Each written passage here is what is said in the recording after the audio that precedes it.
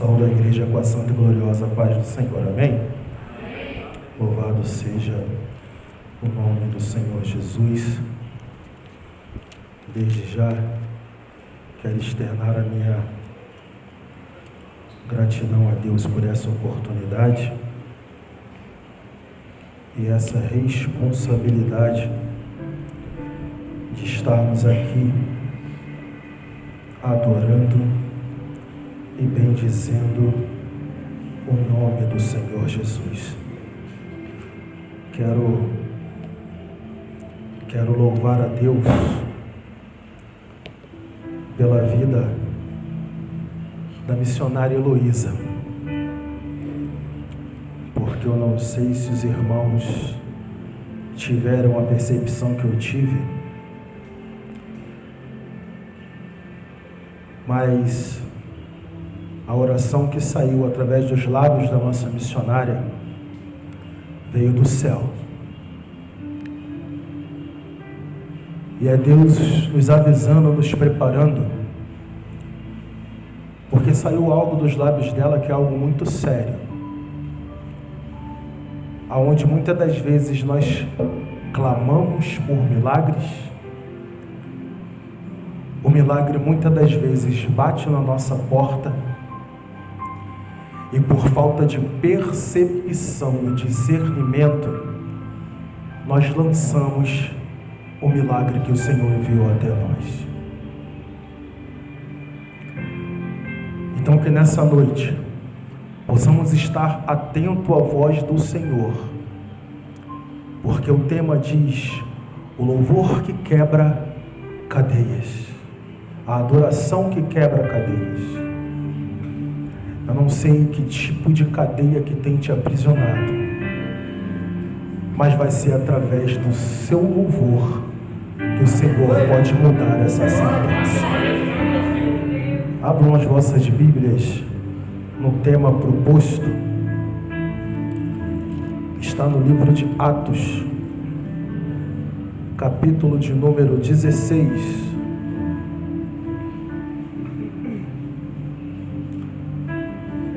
Faremos menção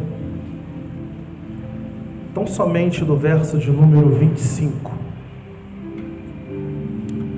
que diz assim: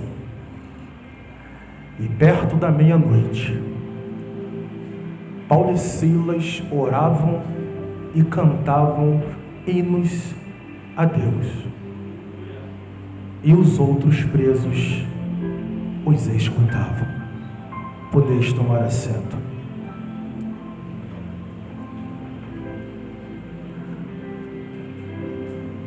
Esse texto na qual lemos é um texto bastante conhecido, onde já ouvimos diversas vezes pregações a respeito, mensagens a respeito, e falar de um homem na qual conhecemos como propagador do Evangelho. Homem esse que através da sua vida a palavra do Senhor foi espalhada pela face da terra. Vemos também que no capítulo de número 9, conhecemos esse homem como Saulo, que era perseguidor dos cristãos. Homem esse que participou, acompanhou, teve ali participação, visualizou a morte de Estevão, aonde após a morte de Estevão o povo se dissipou. Saulo então começou ali a perseguir, mandar prender, mandar matar e mandar açoitar os cristãos ou todo aquele que falava ou pregava a palavra do Senhor. Só que no capítulo de número 9 nós vemos que este homem, na qual tinha o costume de perseguir, mandar prender, açoitar homens, mulheres, crianças, teve um encontro com o Senhor no caminho para Damasco. Esse homem que outrora era perseguidor dos cristãos, era um perseguidor dos servos e servas do Senhor. Num determinado momento da sua vida, ele teve um real encontro com o Senhor. Isso nos leva a entender que independente da vida que a pessoa vai levar, meu pastor, quando o Senhor fala, chega, não tem mais para onde a pessoa correr. Quando Deus fala, acabou, até aqui você vai, não tem outra opção, esta pessoa irá se render ao Senhor. E o interessante é que ele perseguia, teve esse encontro com Deus, e no verso de número 13 e 4 do mesmo capítulo, ele teve um verdadeiro encontro com Deus, e a confirmação desse chamado do Senhor para a vida deste homem chamado Saulo é quando ele envia um homem chamado Ananias até a casa de Judas. O interessante é que quando Deus prepara e quando ele dá uma ordem, ele te dá as diretrizes, ele te dá o caminho e ele te dá a direção.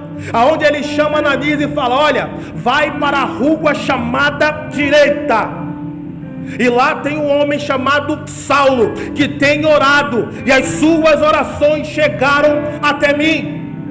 Era um homem conhecido, aonde o próprio Ananias, quando ouve essa chamada do Senhor, ele diz, Senhor, eu conheço este homem, este é aquele que persegue os cristãos e que mata os cristãos.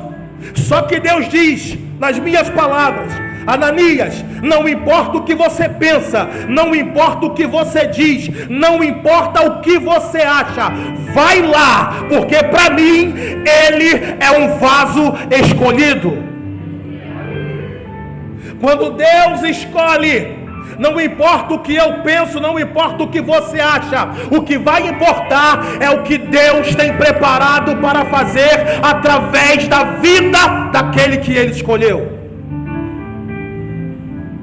Ele tem esse chamado e esta confirmação. E aí vemos que no capítulo de número 13, Paulo ele faz a sua primeira viagem missionária. Só que esta viagem missionária, ele vai para poder acompanhar e ajudar um presbítero chamado Barnabé, aonde vai a Antioquia, porque quando o povo se dispersou por conta da morte de Estevão, eles ficaram sabendo que lá em Antioquia estava sendo pregada a palavra do Senhor Jesus. E Barnabé foi para lá e se alegrou muito com o que ele estava vendo. Porém, ele viu que para ele sozinho a obra seria árdua, não teria como. Ele retornou para Tarso e levou Paulo para poder lhe ajudar nessa empreitada. Oh, aleluias! Eles pregam a palavra e começam a fazer viagem, começam a passar de cidade em cidade, pregando a palavra do Senhor e plantando igrejas. O que temos feito nos dias atuais, aonde verdadeiramente, ao invés de pregar a palavra, muitas das vezes queremos ficar na nossa zona de conforto, no nosso lugar. E às vezes é necessário, muitas das vezes, Deus nos arrancar dessa zona de conforto para aquilo que Ele tem para realizar através da tua vida seja concretizado. Aleluias! No verso de número 36 do capítulo de número 15, Paulo ele conversa com Barnabé, para quê? Para que eles retornassem, ou seja, para que ele voltasse, eles fizessem a segunda viagem. Para quê? Para visitar os irmãos das igrejas da qual eles tinham implantado, aqueles que ouviram a palavra, que se converteram ao Senhor.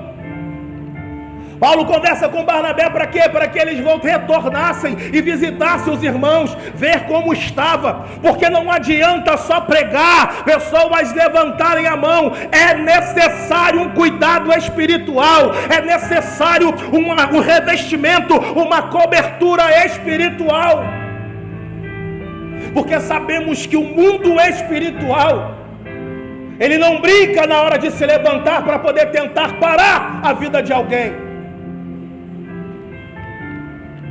Só que Barnabé, ele quer levar o seu sobrinho, segundo a palavra, a história, João Marcos, para essa empreitada. Só que Paulo lembra que na sua primeira viagem missionária, João Marcos não quis seguir com eles até o final da viagem.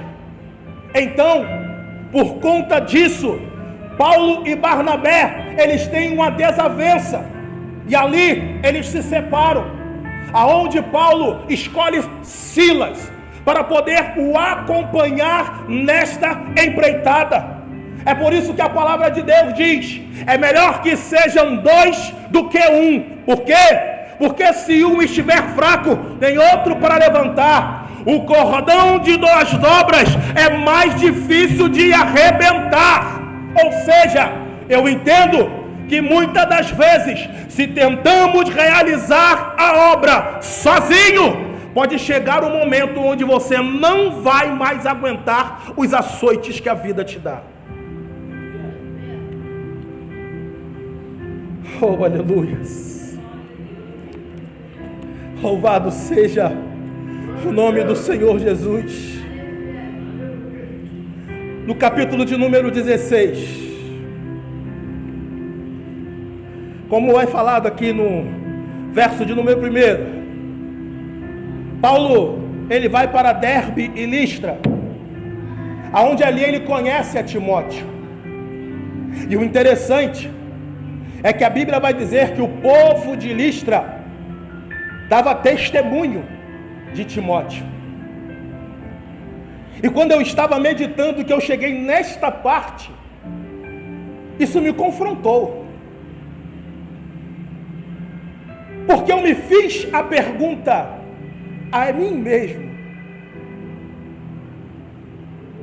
Eu vi isso aqui, que o povo de Listra dava testemunho de Timóteo. Será que a minha vida, ela está tão pautada na palavra e na presença, a pontos daqueles que me rodeiam, ou aqueles que me veem, darem testemunho da minha vida? Como tem andado a nossa vida mediante a nossa redondeza, a nossa região? Será que aqueles que olham para nós, será que aqueles que olham, vigiam, não digo vigiar, mas aqueles que olham e que prestam atenção, ou seja, acompanham a sua caminhada, será que pode dar testemunho da nossa vida? Será que estamos na posição na qual Deus quer que nós estejamos, que esteja? Porque em 2 Reis, no capítulo 4, do verso de número 3, conhecemos a história aonde a viúva, ela vai até Eliseu, porque os credores estavam na sua porta, querendo levar os seus 2 filhos. Eliseu chega até esta mulher e a fala é a seguinte: vá até os seus vizinhos, pega vasos emprestados, não poucos, mas pega muitos vasos emprestados, entra na tua casa e fecha a porta. O milagre para acontecer muitas das vezes tem que ser de portas fechadas, porque às vezes nem quem está dentro acredita no que Deus está para realizar na tua vida e na tua casa. Só que o interessante nos mostra que esta mulher, ela tinha um bom relacionamento com seus vizinhos, porque se não tivesse, o milagre não teria acontecido. E aí, ainda pegando um gancho no que a missionária, em sua oração, saiu dos seus lábios e disse, aonde muitas das vezes a resposta chega, mas por conta do nosso testemunho, a vitória vai embora. Porque não adianta eu ter aparência ou me comportar de uma forma aqui dentro. Os olhos dele são como chama de fogo e contemplam os 4 cantos desta terra. Outro exemplo, no mesmo livro de 2 Reis, no capítulo de número 4, verso 9, conhecemos o relato da mulher sunamita. Eliseu, quando passa, a Bíblia diz no verso de número 9, e ela diz para o seu marido: e vejo que este homem que sempre passa por nós é um santo homem de Deus. O interessante, ela não usou tão somente a expressão, vejo que é um homem de Deus. Não. Ela exclamou dizendo, vejo que este homem é um santo homem de Deus. Ou seja, testemunho que Eliseu dava. Oh, aleluias. Isso me ensina que quando estamos pautados na palavra e na direção na qual Deus quer, pode se levantar calúnia contra você, pode se levantar falso testemunho contra a tua vida, podem se levantar pessoas para poder te afrontar, e muitas das vezes você nem vai saber dessa afronta. Sabe por quê? Deus irá levantar pessoas para poder brigar por você, para poder falar por você. Por quê? Por conta do seu testemunho de vida. Oh, glória a Deus. Isso me arremeteu uma vez uma lembrança no trabalho. Eu trabalhei durante um período da minha vida na Reduc, aquele polo petrolífero. E ali eu trabalhava com diversos tipos de pessoas, onde muitas das vezes eu recebia dedo na cara, recebia afrontas, e muitos, por conta do meu tamanho, achavam que eu tinha que revidar. Que é isso, cara? Você desse tamanho, deixa essa pessoa falar dessa forma com você? Varão, ele está de cabeça quente, deixa ele falar, deixa ele extravasar. E certa feita levantou uma calúnia a meu respeito, a qual eu não fiquei sabendo bem depois. Mas quando essa calúnia surgiu, pessoas que tão somente não tinha convívio, mas me conhecia, se levantaram ao meu favor, e eu só fiquei sabendo disso 3 meses depois do acontecido. Quando você tem a sua vida pautada com Deus no altar, Deus levanta pessoas para interceder e para poder falar por você. Como está o nosso testemunho? Oh, aleluias! E aqui nós entramos na mensagem, aonde no mesmo capítulo de número 16, só que a partir do verso 16, a Bíblia ela vem nos narrando uma história de uma jovem que tinha um espírito de adivinhação, e pessoas lucravam por conta desse espírito que estava sobre a vida dessa jovem.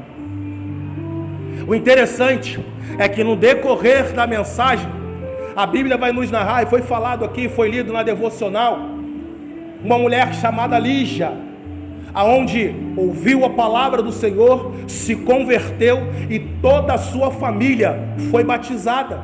O importante do evangelho, da palavra do Senhor, ser pregada em tempo e fora de tempo. Uma coisa que eu sempre falava para mim mesmo é: eu não tive a oportunidade de falar, eu não tive a oportunidade de mencionar a palavra do Senhor. Só que uma certa feita, eu conversando com um presbítero amigo meu, ele disse o seguinte: a oportunidade quem faz somos nós. Às vezes Deus cria a estratégia e muitas das vezes nós não estamos apercebidos para a estratégia que Deus está nos dando, para que a palavra dele seja pregada, para que o propósito dele seja feito através da tua vida. Paulo e Silas, a Bíblia vai dizer que Paulo, toda vez que chegava numa cidade, ele procurava uma sinagoga para quê? Para orar, para poder pregar a palavra do Senhor Jesus. E mais à frente, a gente vai ver que quando Paulo e Silas passavam, esta mulher dizia o seguinte: olha, estes homens que anunciam o Evangelho é homem de Deus, são homens de Deus. Só que a Bíblia vai dizer que isso não foi feito não só uma, duas ou três vezes, não. A Bíblia vai dizer que essa mulher fez isso por várias vezes, a ponto de atormentar a Paulo. E aí de repente a gente para e pensa: como assim atormentar a Paulo? O que ela estava dizendo era mentira, sim ou não? Era mentira o que essa mulher falou? Eles eram ou não eram homens de Deus? Eram ou não eram? Eram homens que pregavam ou não a palavra do Senhor Jesus? Sim ou não? Então por que o fato desta mulher repetir várias vezes que eles eram homens de Deus perturbou a Paulo, a ponto de Paulo repreender o espírito que estava atrás dentro daquela mulher? Entenda uma coisa: o inimigo é sagaz. Infelizmente, existem aquelas pessoas que se deixam levar pelo elogio. A Bíblia não narra, mas conjecturo eu, que de repente o inimigo usou dessa estratégia. São santos homens de Deus, o que eles pregam é a palavra da verdade, para tentar aguçar ou mexer com o ego de Paulo. Só que a Bíblia diz que quando isso perturbou a Paulo, Paulo chegou e repreendeu e diz: espírito imundo, sai dela. E na mesma hora o espírito se retirou. Vou usar as palavras do pastor Benjamin na vida devocional. Há quanto tempo aquele espírito estava ali enganando as pessoas? Há quanto tempo aquele espírito estava ali ludibriando, enganando, mentindo, e as pessoas pagavam para poder ser enganada. Mas quando se levantou quando Deus levantou para poder pôr fim naquele império do mal, o povo se levantou. Pastor Benjamin falou aqui na devocional, está ali quietinho, ninguém quer fazer nada, mas quando alguém coloca a mão para fazer, se levanta sempre para poder tentar fazer bagunça no negócio. Se levanta sempre para poder tentar jogar entulho no poço dos outros. Oh, glória a Deus! A Bíblia vai dizer que os senhores daquela mulher se irritaram, a ponto de prender Paulo e Silas e levarem ao magistrado para que eles pudessem ser julgados. A Bíblia vai dizer que prenderam eles, rasgaram as suas vestes e mandaram açoitá-los com vara. E aí, quando a gente vê aqui esta palavra vara, a gente imagina que de repente vai vir a ser algum galhozinho de goiabeira. Não. O açoite romano, ele era muito mais profundo do que isso.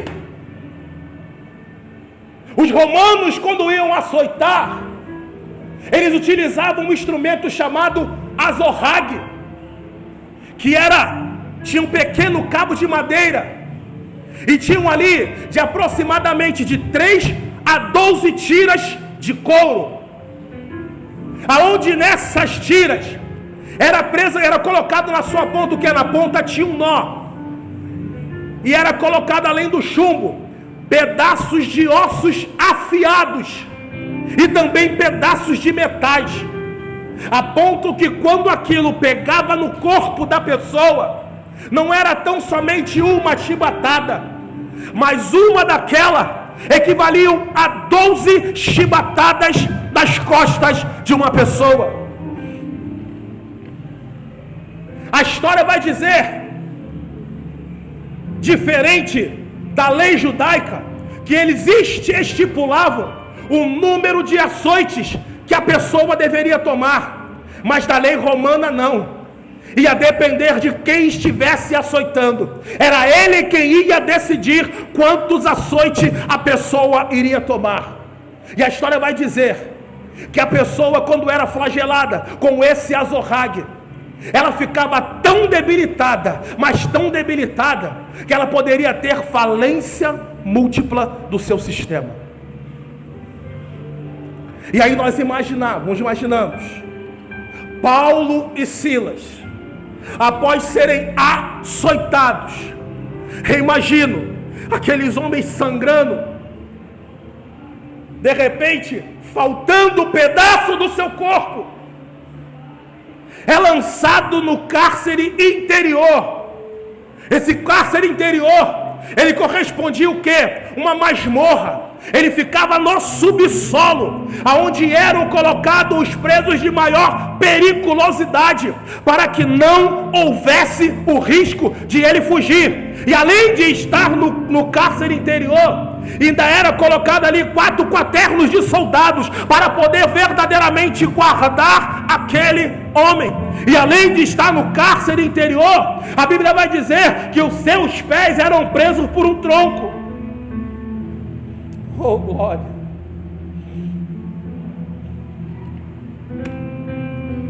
Só que a Bíblia vai dizer, verso de número 25: e perto da meia-noite, Paulo e Silas oravam e cantavam hinos a Deus,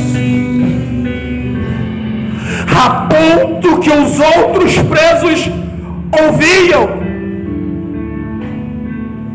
E aí traga a sua memória, reflita. Às vezes por tão pouco nós queremos deixar de fazer a obra. Às vezes por tão pouco, e isso me confrontou, porque às vezes por tão pouco a gente quer abandonar, a gente quer largar. Por tão pouco nós queremos deixar de lado, não aguento mais, estou cansado. Mas esses homens foram açoitados em prol do evangelho, da palavra, da pregação, da palavra do Senhor, porque eles anunciavam a salvação.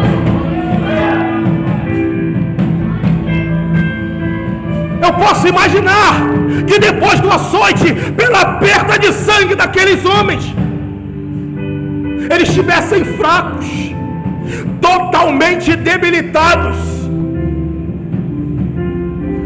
Mas eu começo a imaginar, meus pastores, Paulo e Silas, ensanguentado, flagelado, um chegando para o outro e dizendo: Paulo, como é que você está, meu amigo? E Silas respondendo: Paulo, está doendo, machucou, Paulo, foi no meu profundo, mas eu estou aqui. Eu começo a imaginar, de repente, o inimigo pensando: acabei com 2 adoradores. Chegou o ciclo de 2 adoradores. Só que o diabo, como eu falei, ele é astuto. Ele achou que tinha dado um fim, meu pastor, em 2 adoradores, porque açoitou, prendeu os pés, ou seja, não pode ir para lugar nenhum. Vamos dizer que as mãos estavam presas também, mas esqueceu de tampar a boca, esqueceu de fechar a boca, porque o adorador pode estar com o pé preso, a mão atada, mas a sua voz, ela ainda está aqui, e você pode adorar, clamar e entoar louvores ao Senhor. Para que cadeias possam cair, para que cadeias possam cair por terra nessa noite. Oh, louvado seja o nome do Senhor Jesus. A Bíblia, ela não nos fala que louvor foi esse, mas eu posso imaginar que seja esse. Eu navegarei no oceano do Espírito, e ali adorei Ele nessa noite, ao Deus do meu amor. Eu adorarei ao Deus da minha vida.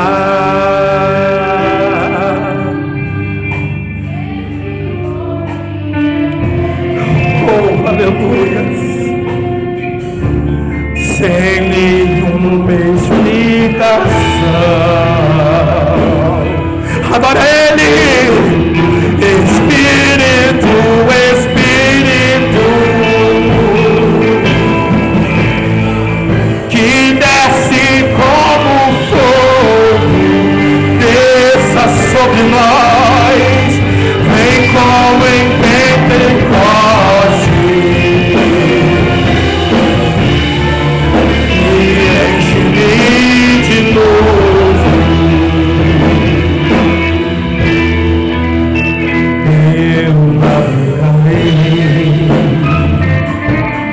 Preste atenção numa coisa, continua. A Bíblia diz que perto da meia-noite eles começaram a entoar louvores a Deus,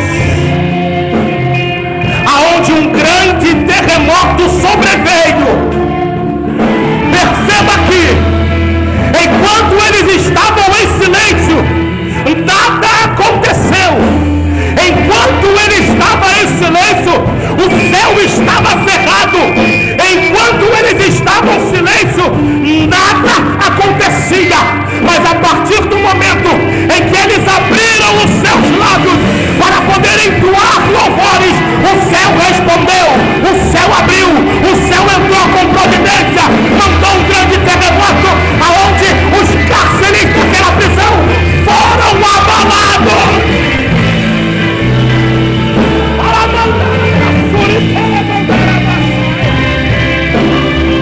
Oh, desce sobre nós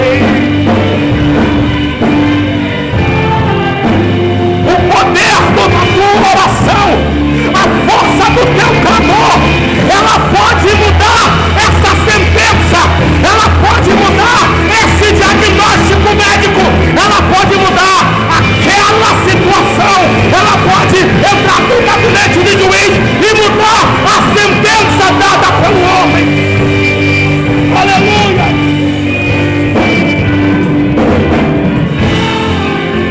Oh, aleluia! E enche-me de novo.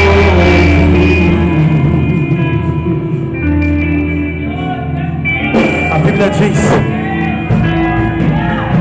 que após o cárcere tremer, as cadeias caírem,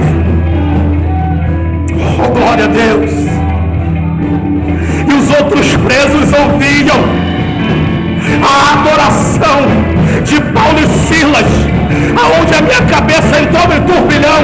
De repente aqueles presos pensando, como pode açoitados, como pode flagelados, como pode fracos arrebentados estarem louvando ao nome do Senhor Jesus. A adoração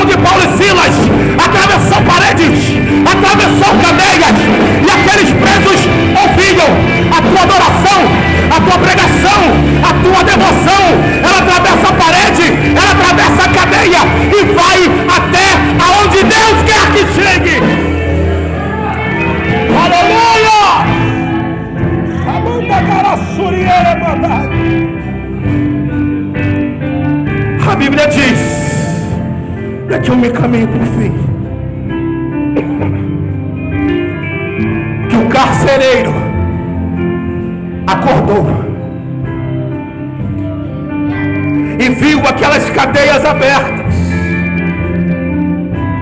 e imaginou: todos os presos fugiram. Então a Bíblia vai dizer que ele saca da tua espada e ia tentar contra a sua própria vida, porque ele sabia que quando aquilo chegasse ao ouvido do magistrado, era ele quem ia pagar com a própria vida. Então, antes de acontecer, ele tentou dar cabo da própria vida.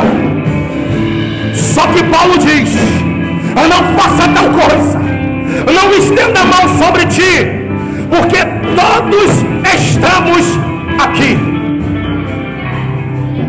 E sabe o que eu acho interessante? É que a Bíblia diz que as cadeias se quebraram. Então me faz imaginar que todas as portas se abriram. Só que a Bíblia não diz que nenhum preso quis fugir. A Bíblia não narra que nenhum preso pensou em sair daquela oportunidade. Isso me faz entender e aprender que quando a palavra é pregada na direção do eterno, ela transforma, ela muda a cadeia, ela muda cativeiro, a ponto daqueles homens não pensarem em fugir. A palavra entrou, criou raiz e começou a frutificar. Ei, não se importe com o que pensam, com o que falam ao teu respeito. Pregue a palavra. Se Deus te chamou para louvar, não importa o que pensam ou falam ao teu respeito, cante em nome do Senhor. Quando aquele homem olhou e viu que todos os presos estavam lá, ele chega para Paulo e Silas e diz: senhores, o que devo fazer para herdar a vida eterna? E a palavra daqueles homens foi o seguinte: crer no Senhor Jesus e será salvo tu e a tua casa. Crer no Senhor Jesus e será salvo tu e a tua casa. Crer no Senhor Jesus e será salvo tu e a tua casa. Ah, Senhor, mas eu queria interceder, eu queria orar pela vida do meu irmão, da minha irmã, da minha mãe, do meu pai, do meu esposo, da minha esposa. Ei, coloque a tua fé em ação, porque quando você coloca a tua fé em ação, ainda que a pessoa na qual você esteja orando não creia, não tenha a mesma fé que você, Deus, ele pode entrar com providência por conta da tua fé. Que é um exemplo nisso. As pessoas ficaram sabendo que Jesus estava em casa, e a Bíblia vai dizer que uma grande multidão encheu a porta da casa, a ponto de que ninguém saía, meu pastor, mas também ninguém entrava. E a Bíblia vai dizer no Evangelho segundo escreve ao Marcos, se não me falha a memória, no capítulo de número 2, aonde vai dizer que 4 amigos conduziam um paralítico em uma cama. Eles não conseguiram adentrar por conta da multidão. Oh glória! A multidão vai tentar te parar, a multidão vai tentar fazer você desistir, a multidão vai tentar impedir você de olhar para o alvo, mas Deus dá estratégia, porque naquela hora a Bíblia vai dizer que eles subiram com o homem até o telhado. Segundo a história, a Bíblia vai narrar que aquelas casas no antigo, na antiguidade, Tinha uma escada pelo lado de fora, aonde aqueles homens subiram, chegaram no telhado, abriram um buraco no telhado e desceram aquele homem até Jesus. Ei, o poder do teu clamor, o poder da tua oração, ela tem o poder de mudar o cativeiro. É por isso que a palavra diz que a oração de um justo, ela pode muito em seus efeitos. Então adore, clame, exalte ao nome do Senhor, que cadeias irão cair nessa noite.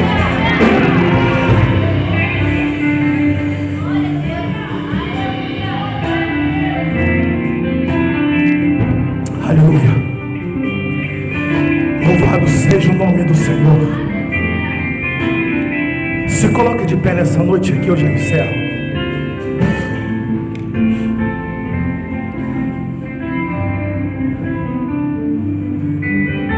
A Bíblia vai dizer que no dia seguinte os magistrados mandaram soltar Paulo e Silas. O teu clamor, ele pode mudar uma sentença. Só que quando chegam até Paulo e Silas e falam: vocês podem ir embora, Paulo ele chega e diz: não é dessa forma não. Nos condenaram, nos açoitaram, nos jogaram na prisão, sem nós termos culpa no cartório, nos flagelaram e nos envergonharam, sem nós termos culpa nesse negócio. Manda com que eles venham aqui e fale conosco. É assim que Deus faz. Podem se levantar, podem tentar manchar o teu nome, mas Deus ele entra com providência, cria situações e envia até você aquele que te humilhou. E eu encerro dizendo: